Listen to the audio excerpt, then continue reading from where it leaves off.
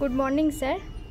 যেসব পেশেন্টের গল ব্লাডারে স্টোন আছে সেই সব পেশেন্টদের কি খাওয়া বারণ আছে স্যার?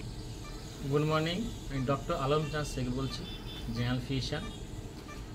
যদি কোনো পেশেন্টের গল ব্লাডারে পাথর বা গল ব্লাডারে স্টোন হয়, সেক্ষেত্রে আমরা মাখন, দুধ, ফ্যাট জাতীয় মাংস মানে বাংলা কথা চর্বি জাতীয় মাংস খেতে মানা করব।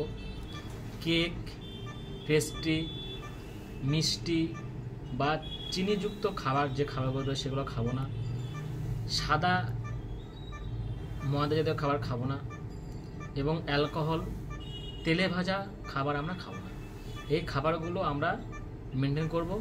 সঙ্গে আমরা যে সিমটোমেটিক ট্রিটমেন্ট যেরকম করব এবং যত তাড়াতাড়ি সম্ভব আপনার এরিয়াতে বা আপনার ডিস্ট্রিক্ট হসপিটালে হোক বা লোকাল হসপিটালে বা নার্সিংহোমে হোক বা জেনারেল সার্জনকে দেখাবেন, দেখিয়ে একটা ওপিনিয়ন অবশ্যই নেবেন।